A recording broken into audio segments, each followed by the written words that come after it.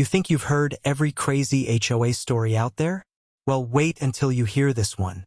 My wife and I thought we were just moving into a quiet, safe neighborhood, until a group of self-proclaimed HOA cops showed up at our door one evening. They weren't real police, but they sure acted like it. And when one of them pulled a gun on my wife, they had no idea who they were messing with. Because what they didn't know is that my wife trains Navy SEALs for a living. And let's just say, the moment that gun came out, their whole plan backfired. That night started out like any other.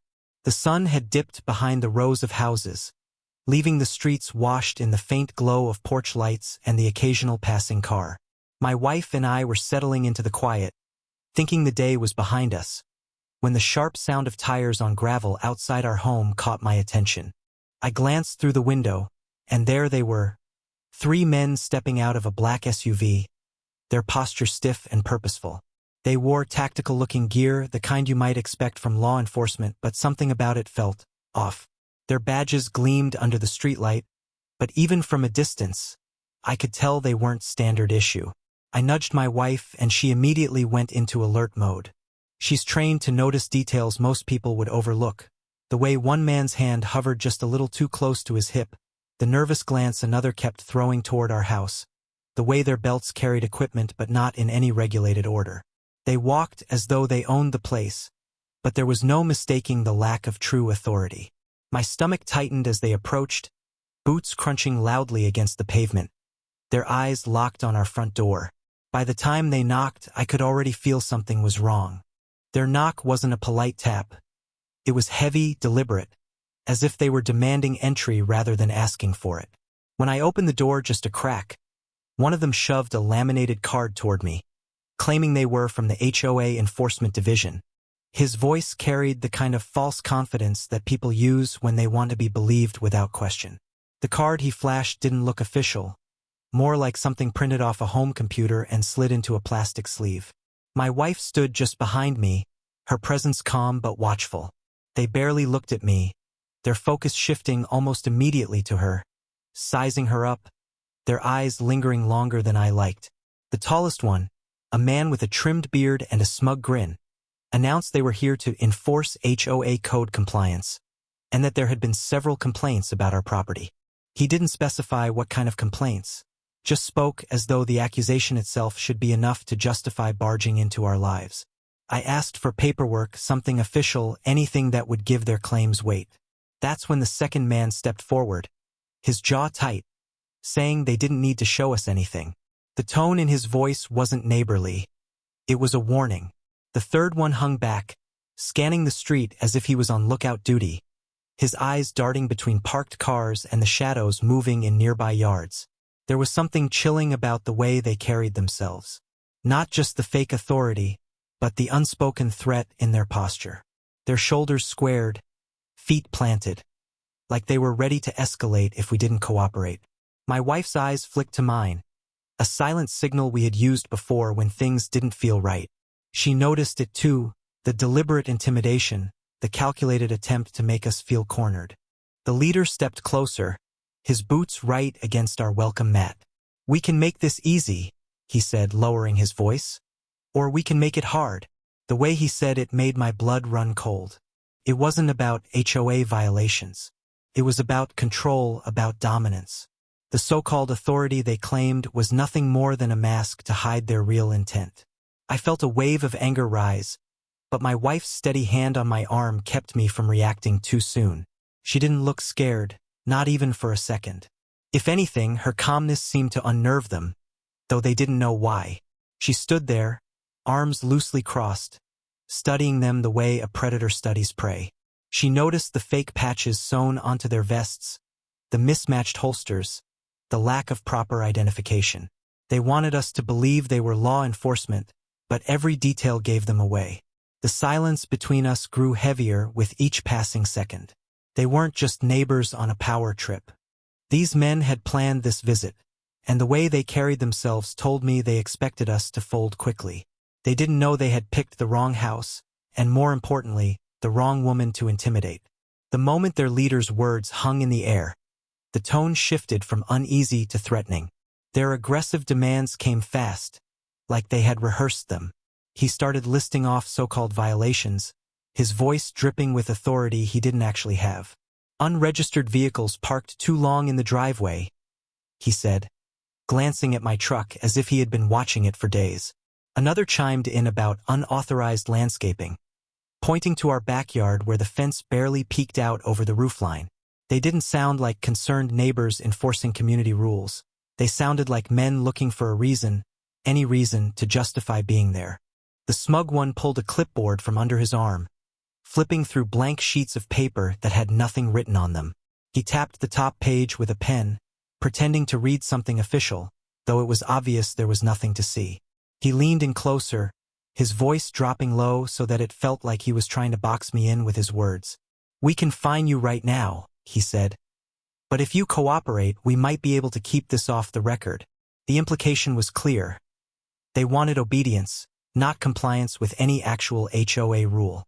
My wife shifted her stance, just a small move, but enough that I noticed the tension in the air sharpen. She didn't flinch, didn't raise her voice, but her silence carried more weight than any words could. She was reading them, cataloging their every movement. One of the men noticed her expression and seemed to get irritated that she wasn't showing fear. He stepped forward, his voice rising as he barked about security concerns in the neighborhood and how they had the right to inspect our property. His hand gestured toward the door like he intended to walk in without permission. I planted myself firmly between them and the entrance, refusing to budge. My voice was steady when I told him that if he tried stepping foot inside, he'd regret it. The air crackled with a dangerous tension. They weren't used to resistance. I could see it in their eyes. They had counted on us panicking, maybe even letting them inside without a fight. Instead, they were running into a wall they hadn't expected. The tallest one tried again, this time raising his voice as if volume alone could make his threats real. "You're making a mistake," he said, jabbing a finger toward me. "We can shut you down, you know? We've done it before."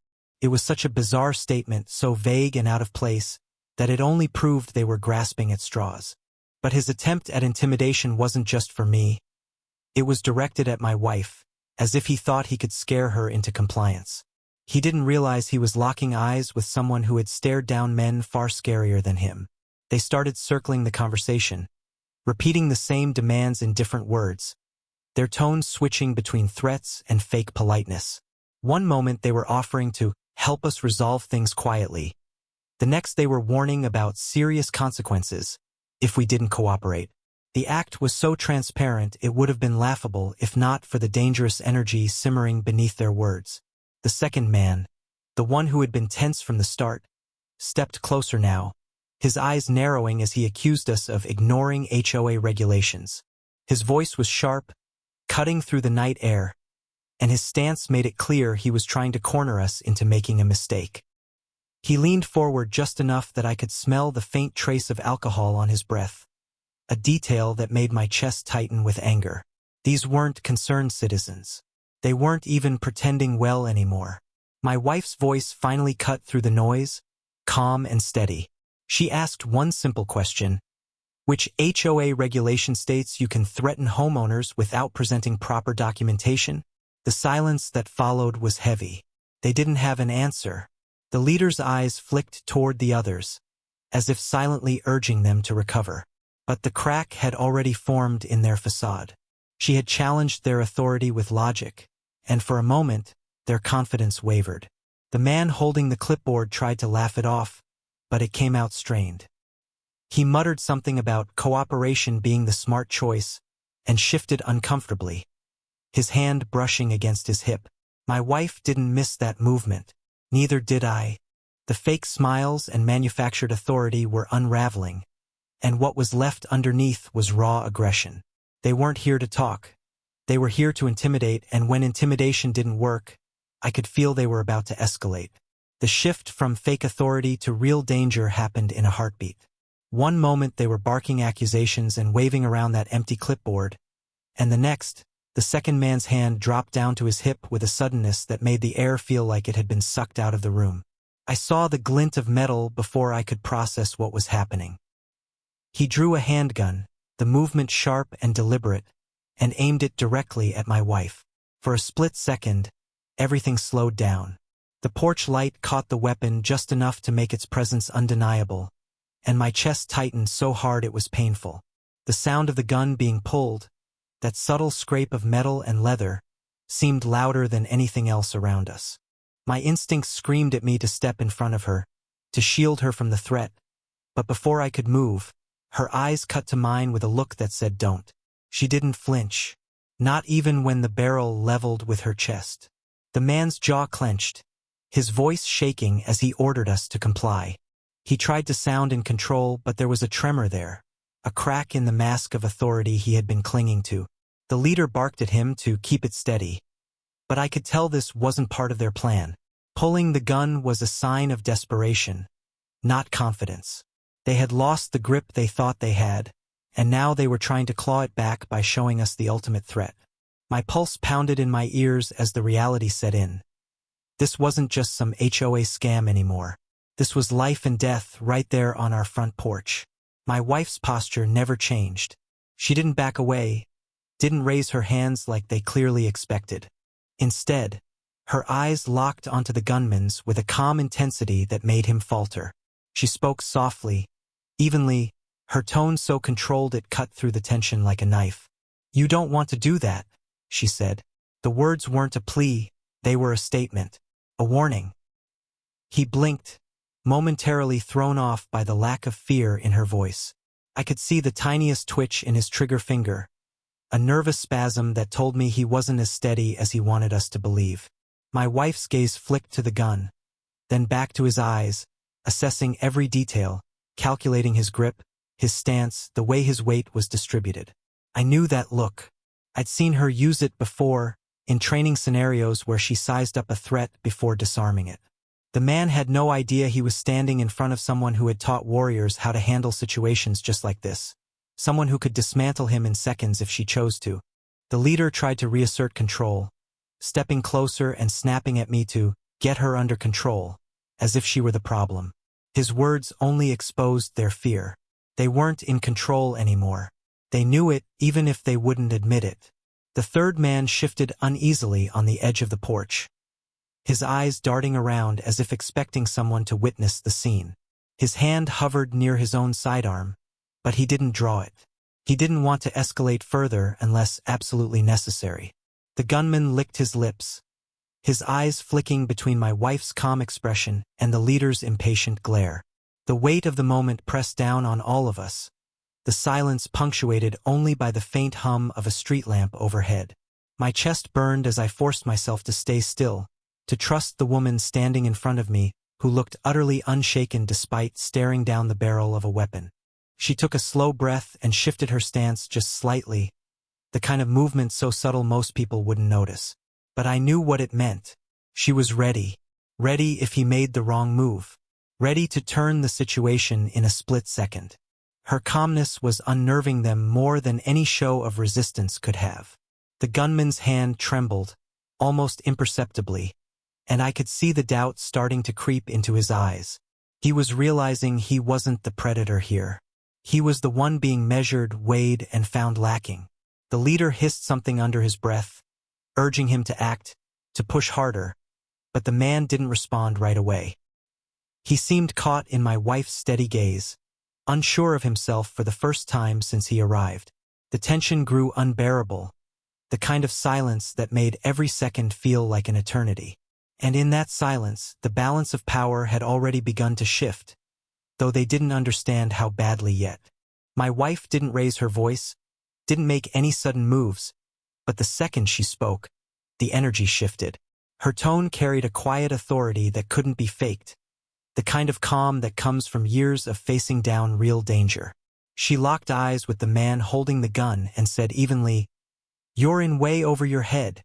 The words weren't shouted, but they cut through the night with a precision that made him hesitate.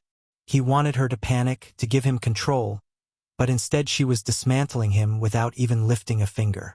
Her posture remained loose, almost casual, but every detail was intentional. The slight angle of her shoulders, the measured way she breathed, even the steady focus of her gaze. Everything about her stance told him she wasn't intimidated. To anyone else it might have looked like composure, but I knew better. This was her battlefield face. I could see her calculating every move he might make, already mapping out 3 different ways to disarm him before he could even process what happened. The leader tried to break her focus, stepping closer and snapping, "Don't test us. You have no idea who you're dealing with." But she didn't look at him. She kept her eyes locked on the gunman, the corner of her mouth twitching in the faintest hint of a smirk. "I know exactly who I'm dealing with," she replied softly, and the confidence in her voice made the man's grip tighten nervously on the weapon. The third one, still hovering near the edge of the porch, shifted uncomfortably, his hand brushing his own holster but stopping short. He wasn't sure whether to draw or back down, caught between the bravado of his partners and the unsettling calm radiating from my wife. She tilted her head just slightly toward him without breaking eye contact with the gunman. "You don't want to do this either," she said, her voice low but carrying, as though she was speaking to both of them at once. The gunman swallowed hard, his eyes darting briefly to the leader as if searching for reassurance. But my wife didn't give him the chance to recover.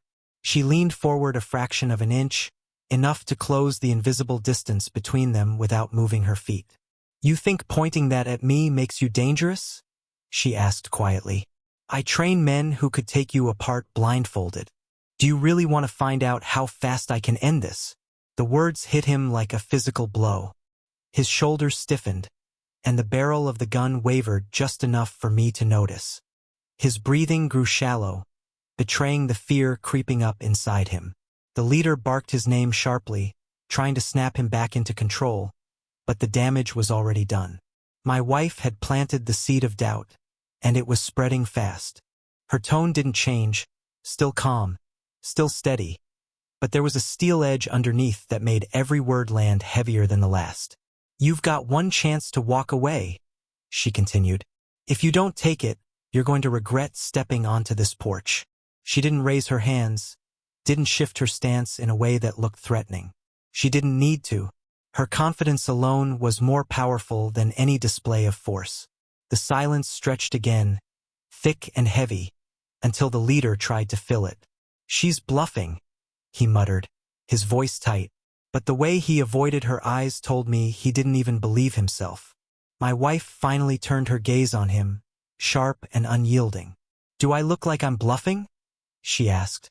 The question hung in the air like a hammer waiting to fall, and the leader flinched almost imperceptibly, his jaw tightening as he tried to maintain control. The gunman's hand trembled now, the barrel of the weapon dipping ever so slightly.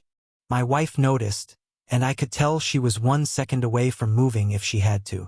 Her body was a coil of quiet power, every muscle ready without showing the tension. She didn't need to intimidate them with noise or aggression. She was already dismantling them with sheer presence, and they didn't even realize how quickly the control was slipping out of their hands.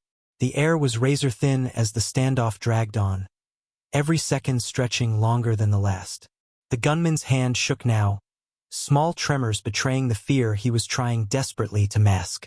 My wife hadn't moved more than an inch, but her calm presence had thrown their entire plan off balance. She kept her eyes locked on him, steady and unwavering, and the more she stared, the more unsure he became. The leader's jaw tightened as he realized he was losing control of his own crew, and his voice cracked slightly when he barked, "Hold it together!" But the cracks were spreading, and they couldn't patch them fast enough. My wife tilted her head, her voice calm as ever, and said, "Look at your hands. You can't even keep them steady." The gunman glanced down without meaning to, and that tiny break in focus was all it took for the power dynamic to shift further. He realized she was right. His grip was unsteady, his stance sloppy. She had dismantled him with a single observation, and now he knew she could see every weakness he had. I stood ready, heart pounding, but I trusted her to control the flow. Her words were weapons sharper than any blade, and she wielded them with the precision of a surgeon. "You want to act tough," she continued, her voice low and deliberate. "But you're not built for this. You're scared, and scared men make mistakes." The third man, who had been hanging back nervously, finally blurted out, This isn't what we agreed on, his voice cracking with unease. He looked at the leader like he wanted an out, like maybe he hadn't signed up for things to go this far. My wife turned her gaze on him, and her eyes softened just enough to make her words sink deeper. Then walk away, she told him. Because the longer you stand here, the harder it's going to be to get out clean. The leader snapped his head toward him, furious. Don't you dare, he growled. But the third man didn't look convinced anymore. His fingers twitched near his belt, not with intent to draw, but as if he was debating whether to unclip the weapon and put it away. My wife noticed immediately, and she pressed the advantage without raising her voice. You know this isn't going to end the way you think, she said. Ask yourself, do you really want to be standing here when it does? The gunman shifted his weight, his face pale now. The confidence he had strutted up to our porch with was gone. His weapon was still pointed in her direction, but his eyes were flicking toward the leader, silently begging for direction. The leader, though, was unraveling himself. His attempts to sound in charge came out more frantic with each word. Stay focused, he hissed, but it wasn't landing the way he wanted. His authority was bleeding away with every shaky breath his crew took. My wife stepped forward just half a pace, not enough to be seen as a threat, but enough to reclaim the space they had invaded. The gunman instinctively took a step back, the barrel of his weapon dipping lower. She didn't smile, didn't gloat, but her voice carried a subtle edge of triumph. That's right, she said quietly. You feel it, don't you? That sinking in your gut? That's the moment you realize you're not the one in control anymore. The third man muttered something under his breath about this being a bad idea, and my wife immediately seized on it. He's right, she said, turning her head slightly in his direction. You still have a choice. He doesn't. Her words cut deeper than any threat, drawing a clear line between the man holding the gun and the one still deciding whether to commit. The division between them was widening, and the leader was powerless to stop it. The silence that followed was deafening. The gunman's eyes darted between the leader and my wife, his confidence draining faster than he could hold it together. The leader's face was tight with rage, but even he could see that the tide had turned. They weren't the hunters anymore. They were the ones trapped, caught in a net they hadn't even realized was there. And all it had taken was my wife's calm, commanding presence to flip the entire standoff on its head. The silence on the porch stretched so long it felt like the whole neighborhood was holding its breath. The gunman's arm was shaking visibly now, the barrel dipping lower with every passing second. My wife hadn't flinched once, hadn't raised her voice, and yet she had dismantled every ounce of control they thought they had. The leader's face was flushed, his jaw tight with frustration as he realized he had lost his grip on the situation. The third man finally muttered, "This is out of hand," his voice breaking under the weight of the moment. My wife didn't look at him, but her words were sharp enough to cut through the tension. Then fix it. Now. The gunman's eyes darted to her, then to the leader, then back again, searching for some kind of direction. The leader tried to push forward, his words desperate now. Don't listen to her. She's bluffing. But it was too late. The doubt was already there, etched into every line of their faces. The gunman's hand faltered, the weapon lowering inch by inch until it was no longer pointed directly at her. My wife stepped forward slowly, deliberately, and the man took another step back without even realizing it. The roles had reversed completely, and everyone on that porch knew it. When she finally spoke again, her tone carried the finality of a gavel. You have two choices. Leave right now, or find out how badly you just miscalculated. The words landed like a heavy weight on their shoulders, and for the first time since they arrived, none of them had anything to say. The third man looked at the gunman with panic in his eyes, whispering harshly, "Put it away, man. Now."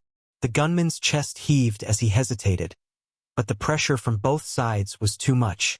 His hand dropped, the weapon sliding back into its holster with a shaky motion. The leader tried to recover, straightening his shoulders and forcing a sneer. "This isn't over," he spat, but his voice lacked the conviction it had when he first showed up. My wife's gaze finally shifted to him, steady and piercing. and she took one more step forward, closing the gap until he had no choice but to step back. "It's over when I say it is," she told him. Her calmness wasn't just unsettling anymore. It was crushing. He couldn't hold her stare. His eyes flicked away first, a small but telling defeat. The three of them stood there for a long, uncomfortable moment, their false authority crumbling around them. The third man was the first to break, muttering something about not signing up for this, before retreating toward the SUV. The gunman followed a beat later, his hands still trembling as he avoided my wife's gaze. The leader lingered, trying to salvage his pride, but with his crew unraveling and his own confidence slipping, there was nothing left for him to do but retreat as well. He glared at us one last time, muttered a promise under his breath, and stalked back to the vehicle.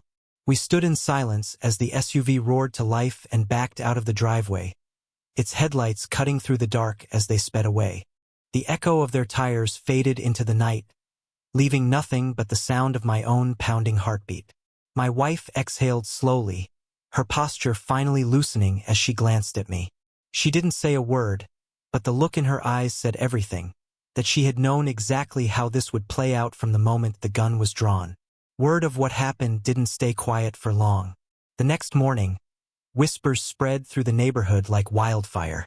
Neighbors who had watched from their windows came by later, wide-eyed and eager to confirm the rumors. The HOA board called an emergency meeting, their voices hushed and frantic as they tried to make sense of how their so-called enforcers had been humiliated. The story twisted and turned as it traveled, but the core never changed.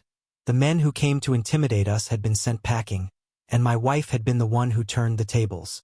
For days afterward, the entire community buzzed with speculation.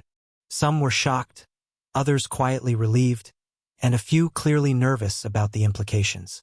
The board members who had backed the fake enforcement division scrambled to distance themselves, claiming they had no knowledge of the incident, while others avoided us altogether. But it didn't matter. The truth had already taken root, and everyone knew exactly what had happened on our porch. The men who thought they could control us had been exposed, and my wife had shown them, and the entire HOA, that intimidation only works if the other side lets it.